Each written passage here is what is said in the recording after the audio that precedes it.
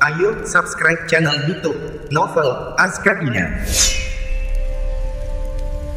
Novel Perintah Raja Naga.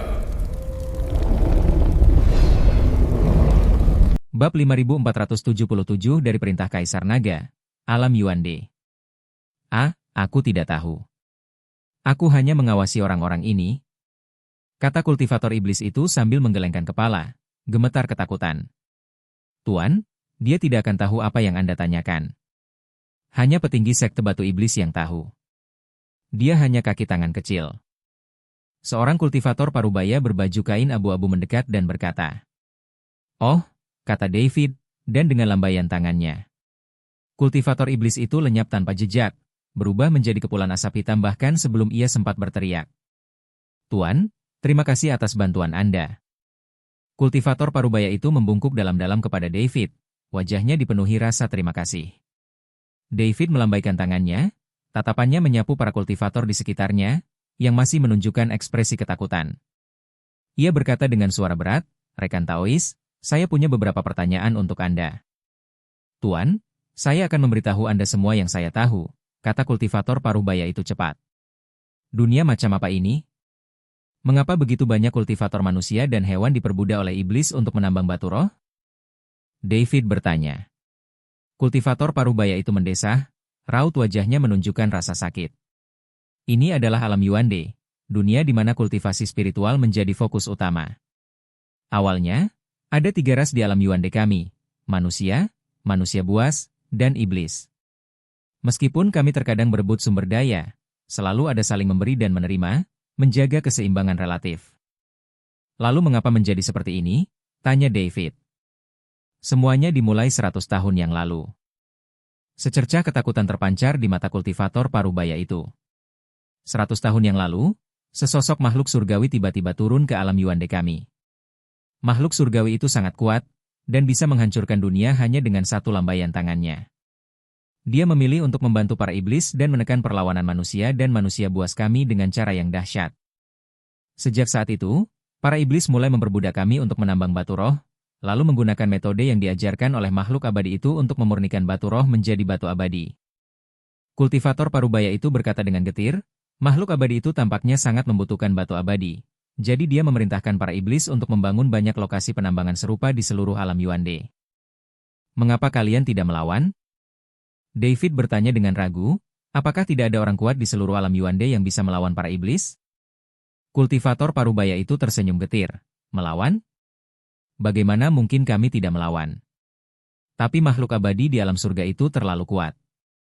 Leluhur terkuat di alam Yuande kami bukanlah tandingannya dan semuanya telah dibunuh olehnya. Sejak saat itu, kami kehilangan kekuatan untuk melawan. Selain itu, para iblis juga telah menanamkan batasan pada kami.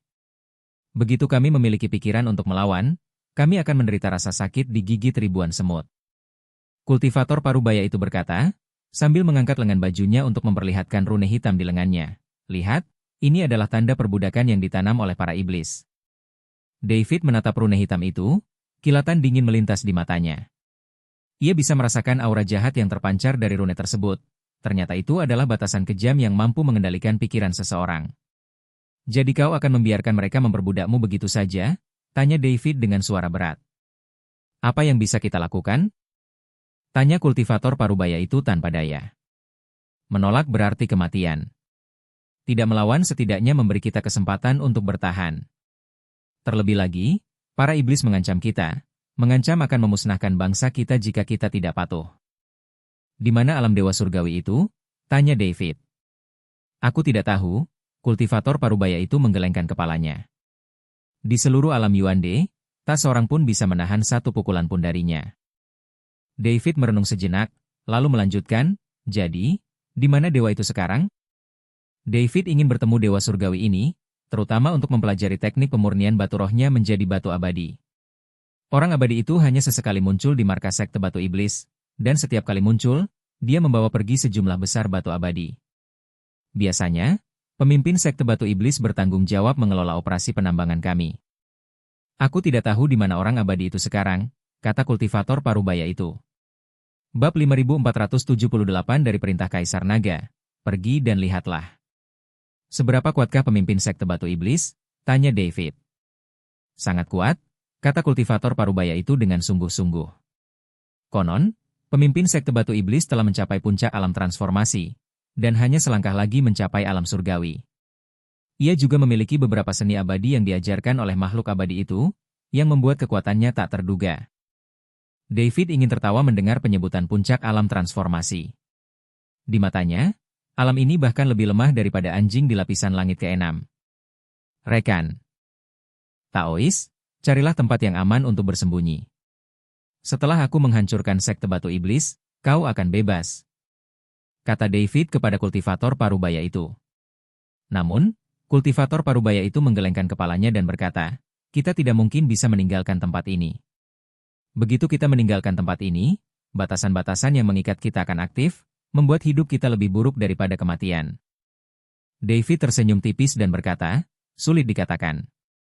Aku bisa membantumu menghilangkan batasan-batasan itu.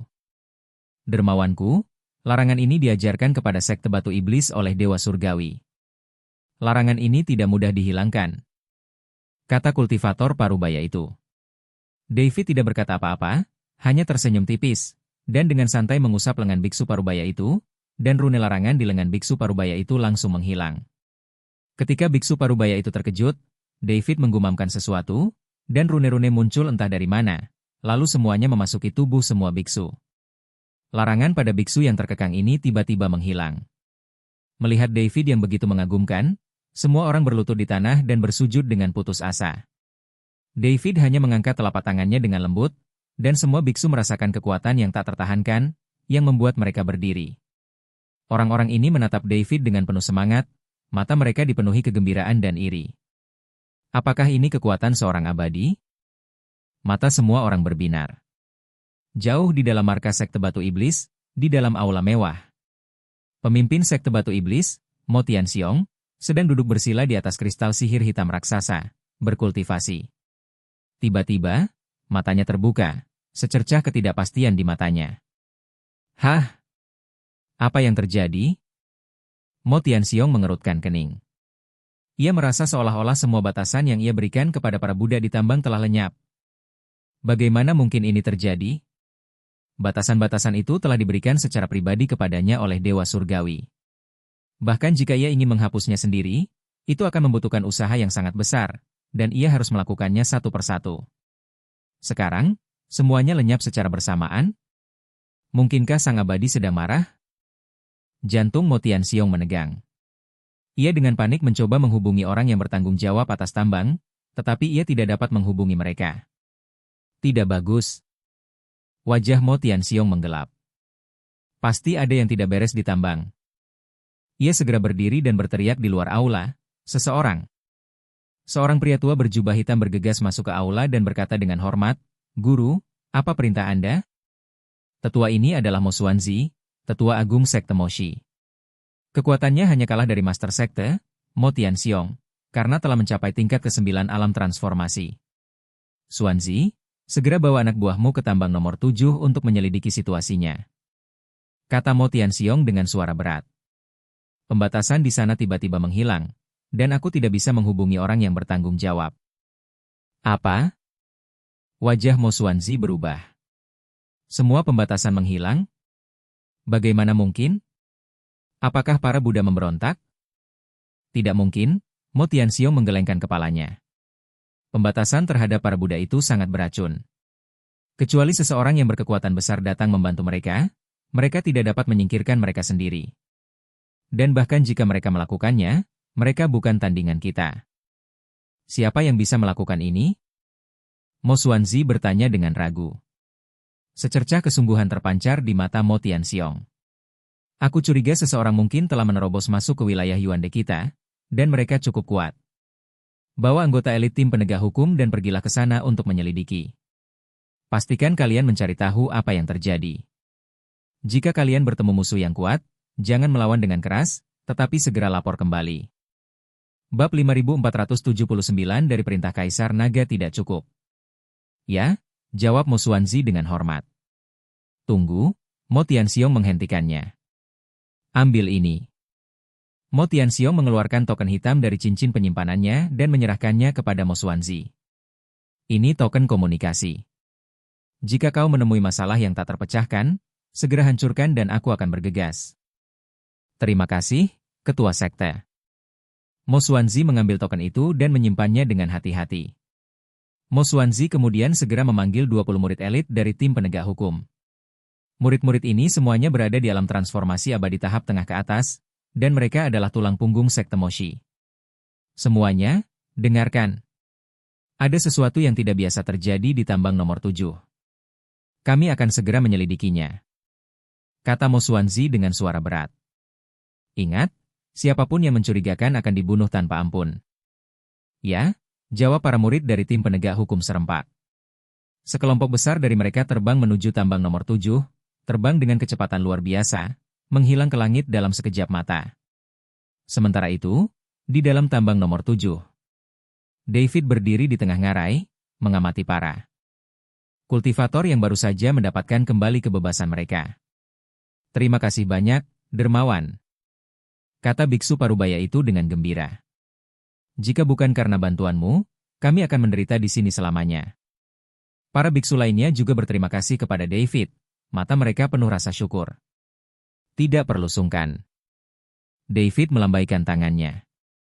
Aku benar-benar tidak tahan dengan apa yang dilakukan para biksu iblis itu. Dermawan, kami tidak akan pernah melupakan kebaikanmu, kata biksu parubaya itu dengan sungguh-sungguh. David tersenyum tipis lalu bertanya, ngomong-ngomong, aku belum tahu namamu. Marga saya Li, dan nama pemberian saya King San. Dulu saya adalah seorang tetua aliansi manusia, kata kultivator parubaya itu. Li King San? David mengangguk. Nama yang bagus. Ngomong-ngomong, tahukah Anda di mana markas Sekte Batu Iblis?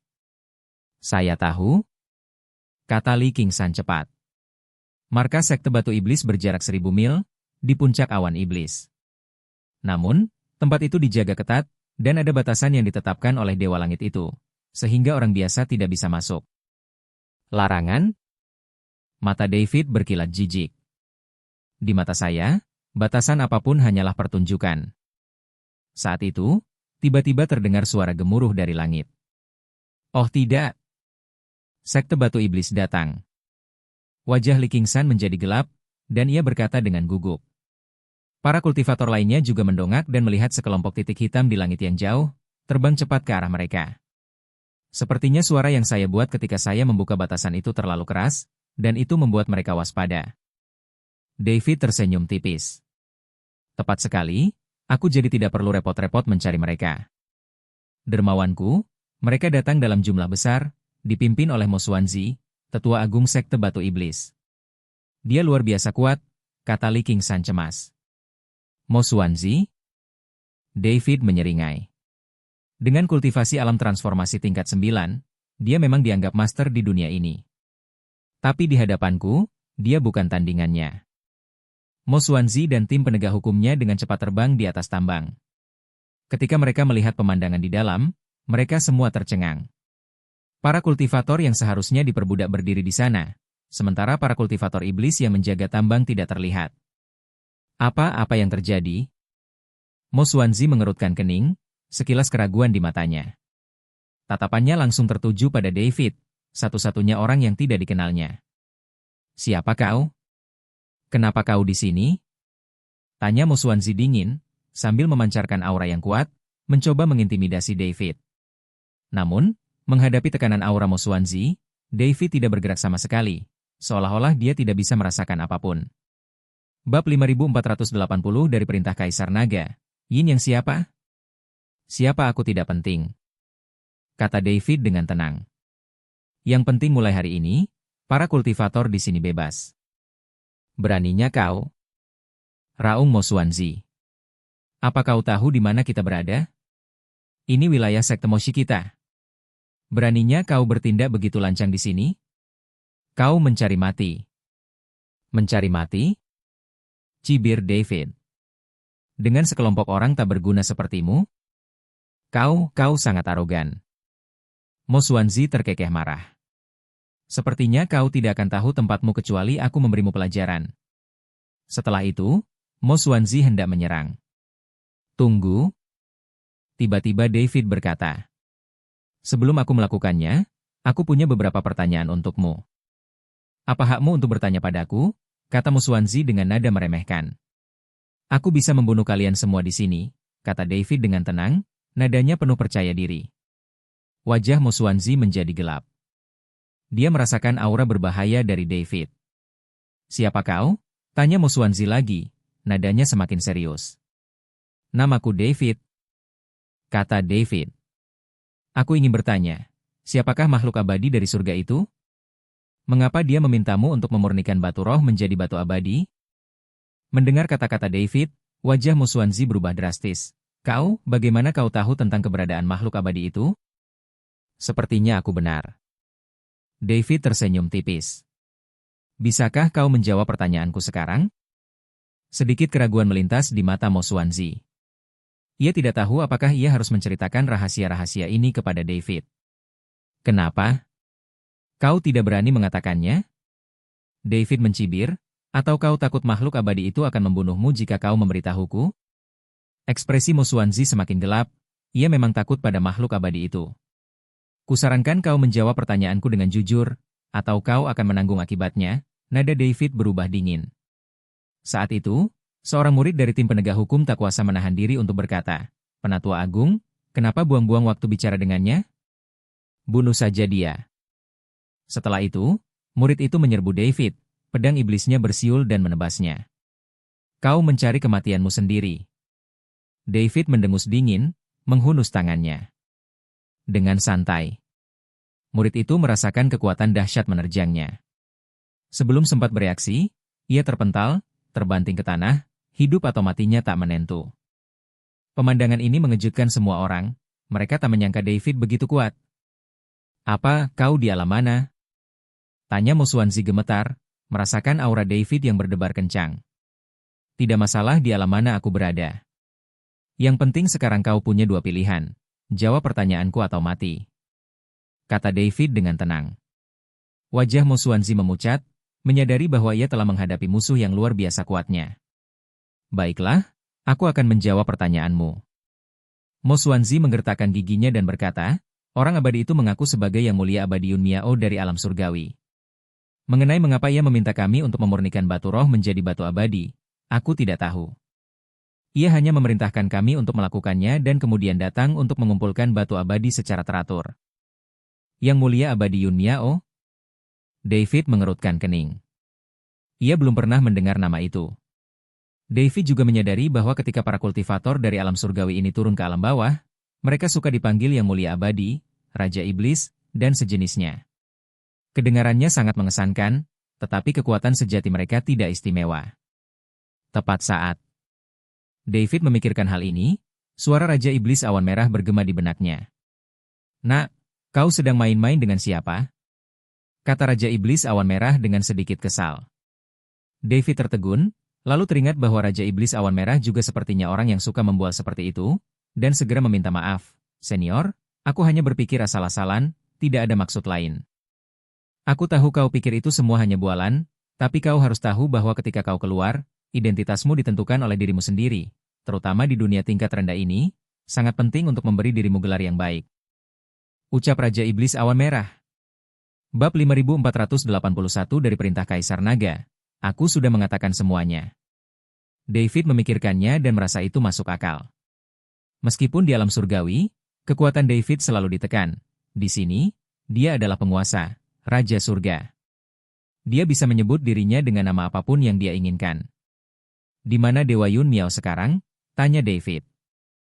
Aku tidak tahu. Mo Xuanzi menggelengkan kepalanya. Dia hanya sesekali muncul di sekte Moshikita, dan setiap kali muncul, dia membawa sejumlah besar batu abadi. Terakhir kali dia muncul sebulan yang lalu. David merenung sejenak. Sepertinya Dewa Yun Miao pasti memiliki rahasia tersembunyi. Jadi bagaimana caranya memurnikan batu roh menjadi batu abadi? David terus bertanya. Ini adalah metode rahasia yang diajarkan kepada kita oleh Dewa Yun Miao. Metode ini membutuhkan formasi dan peralatan khusus, kata Mo Xuanzi. Ajak aku melihatnya, kata David. Mo Xuanzi ragu sejenak, tetapi akhirnya mengangguk. Baiklah, aku akan mengantarmu ke sana.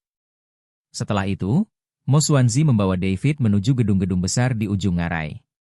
Ketika David melihat tungku alkimia raksasa itu, secercah keterkejutan melintas di matanya. Apakah ini peralatan yang kau gunakan untuk memurnikan batu roh menjadi batu abadi? Tanya David. Ya. Mo Xuanzi mengangguk. Tungku-tungku ini disempurnakan secara pribadi oleh Yang Mulia Abadi Yun Miao. Tungku-tungku ini disebut tungku alkimia transformasi spiritual, dan secara khusus digunakan untuk memurnikan batu roh menjadi batu abadi. David berjalan ke sebuah tungku dan memeriksanya dengan saksama. Ia mendapati bahwa tungku itu memang sangat aneh, diukir dengan rune yang rumit dan memancarkan aura abadi yang samar. Sepertinya Yang Mulia Abadi Yun Miao memang cukup mumpuni, pikir David dalam hati. Pada saat ini, Mo Xuanzi tiba-tiba menyerang, dan cahaya sihir hitam melesat ke arah punggung David. Hati-hati. Li Qingshan memperingatkan dengan keras. Namun, menghadapi serangan diam-diam Mo Xuanzi, David tidak bergerak sama sekali. Saat cahaya sihir hitam hendak mengenai David, tiba-tiba terhalang oleh penghalang tak terlihat. Apa? Wajah Mo Xuanzi berubah drastis. Ia tidak menyangka serangan diam-diamnya berhasil dihalangi. Apa kau pikir trik kecilmu bisa melukaiku? David mencibir, kau terlalu naif. Saat berkata demikian, David berbalik, dan jejak niat membunuh yang dingin terpancar di matanya. Karena kau tidak jujur, aku harus menggunakan cara yang keras. David melambaikan tangannya dengan santai, dan sebuah kekuatan dahsyat menyerang Mo Xuanzi. Wajah Mo Xuanzi berubah drastis, dan ia segera menggunakan sihirnya untuk melawan. Namun, perlawanannya tampak begitu pucat dan tak berdaya di hadapan David. Dengan satu dentuman, Mo Xuanzi terhantam oleh kekuatan dahsyat itu. Ia terlempar mundur seperti layang-layang yang talinya putus, mendarat dengan keras di tanah, menyemburkan darah. David menahan diri untuk tidak membunuhnya karena masih menyimpan pertanyaan untuknya.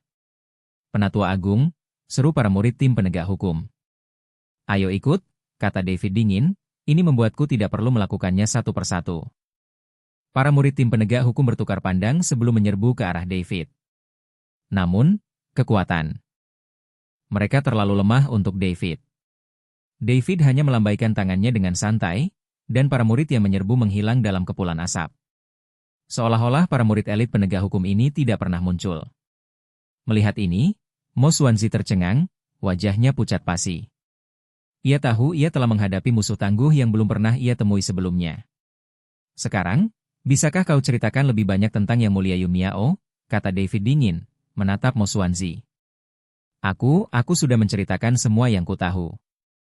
Mo Xuanzi gemetar dan berkata, kekuatan Yang Mulia Yun Miao tak terduga. Kami sama sekali tidak berani bertanya tentangnya. Karena kau benar-benar tidak tahu, tidak ada gunanya hidup. Kata David, berbalik dan pergi. Tubuhnya memancarkan tekanan yang kuat, dan Mo Xuanzi mati kehabisan darah di bawah tekanan ini.